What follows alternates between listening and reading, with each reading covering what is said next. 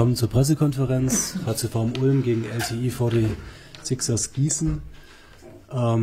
Coach Stephen Key, the 68% from the 3-point line, was that the main or the only reason for the loss tonight? Well, it definitely was the start of the loss tonight. You know, they shot the ball extremely well.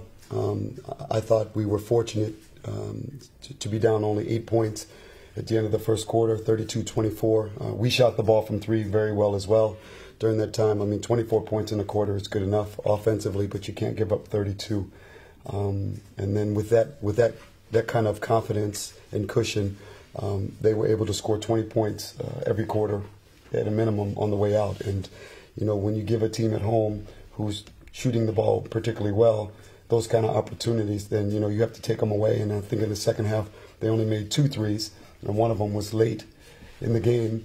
So we did that, but what that did was is opened up inside game for them, and they were able to, you know, get putbacks and easy baskets around the basket, around the basket, which is why they shot such a high percentage, probably 66 from 2 were under the basket and 68 from 3-point. Mm-hmm. Hard to stop it. I mean, one thing started the other, and you know, I'm sure Coach Taylor will tell you the same thing. Is, you know, you ride the wave as long as you can, and if you're knocking down shots, you know, you continue to do it, and then eventually you have to close out the 3-point line, which we did, and then they opened up their inside game, which, you know, kind of fell right into their hands. We can't continue to give people those kind of leads and then expect to, you know, have a more than reasonable chance to, you know, beat them in the end. Thank you. Mike, you managed tonight to get your 10th victory under your belt, and everybody scored. I'm really proud of the way our team played today. I thought the ball movement and teamwork was excellent. We really focused on breaking down the Giessen defense in their ball screen situations, and I think you can see 20 assists in the high percentage. We've really been working hard in the last several weeks, last month or 2 months in practice on our spacing and ball movement. And today was a day you can point to and say, fellas, you know, some of our hard work and practice is paying off. We're getting better in a lot of areas. You can't ever count on a team to come out and shoot the lights out like we did today. But I think what's lost in a lot of it is the bench production from our guys that came off the bench. I think guys like Basti, Betts, and Lee Humphrey, and Sean Sonderleiter, and, you know, Travis Walton, they came in and they really were focused for the game and gave us a lot of production. Really, really proud of the concentration and the focus from the team today. I thought our defense was strong, and you know, we know Giessen would come in and give everything they have. I think Steven's doing a great job with the team. The pickups of Michael Jordan and Jeffers have been great, and you know, I think that they're going to put themselves in a position to battle down the stretch and achieve their goals to stay in the league.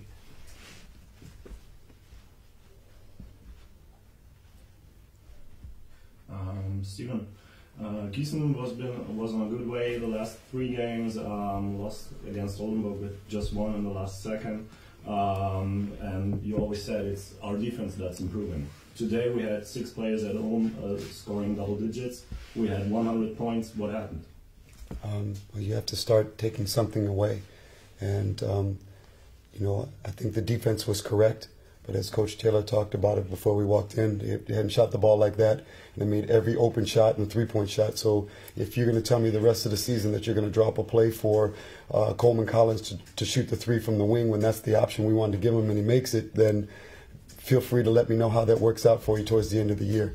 You know, on the other hand, you got to give him credit.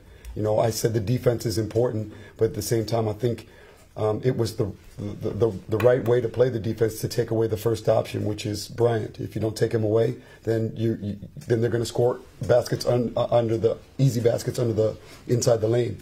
So, you know, they made the shots. You know, it was good for them. They got wide open shots, and they, as you said, they shared the ball. The 20 assists is key to what he was talking about, you know, spacing the floor and not holding the ball and giving it up to the next person by, you know, 1 extra pass and then that person being successful. But more times out of not, when the ball moves around the horn like that, as we say, usually the shot goes in just out of rhythm. And that's what happened, you know, today in the first quarter. Yeah, Mike, have you ever seen such a weird first quarter like today?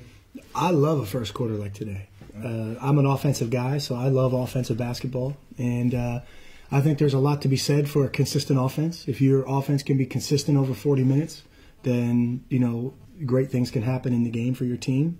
And I thought both teams had a really good offensive rhythm in the first quarter. I mean, we scored, as Steven said, we scored 32 points. They scored 24. Both teams were playing well offensively. And then, you know, like as I said before, our bench came in and made a big difference in the game today. They kept the rhythm.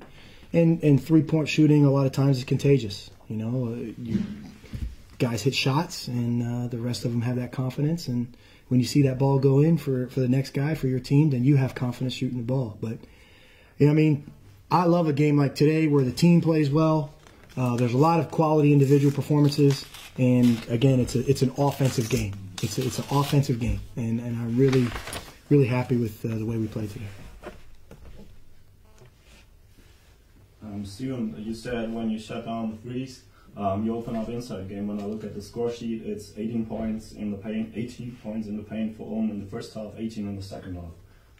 Can you explain a little bit how that leads to opening up inside game? Well, yeah, they didn't get every point inside, but then look at the free throw difference. They either got to the line or they scored inside. So, you know, it's not always that you give up 2 points in the paint. You can't just look at that and say you take away the three-pointer and give it up. Something else has to be given. We weren't going to just give them a layup, so we had to play them, and then they got some calls going to the basket, and then after that they're shooting free throws. So there's the difference. If you don't quite see the math between the 2 points and the 3 points after we close it out, then I can do it for you if you'd like.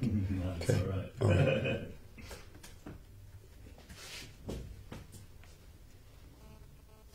I got one more question. Dirk Medrich, he scored 7 points at halftime, has been top scorer. He only played 4 minutes in the second half, although at the start Elvir wasn't having his best day, but Elvir scored 10 points. Is that the reason why Dirk didn't play more? No, you know, for us, we had a game plan. We knew who our starters were. Elvir is somebody that's proven over the 20-plus games we played this year that, you know, even if he doesn't shoot the ball particularly well, he brings a lot of other things in there. And Dirk is still finding his way. You know, it's not just about point production. You know, we didn't say we were going to come to Ulm to try to outscore them. So whether he had 7 points or 17 points at halftime, you have to look at the defensive end of the court. And, you know, at times Dirk doesn't concentrate as well as he can on defense. He's very capable of doing it. And when he does, and he scores points, then he plays more minutes. It's you know, it goes for anybody out there. But I know if Elvir's not scoring points, at least he's out there doing the defense consistently enough for us to do whatever. And, you know, it's just a choice that you make.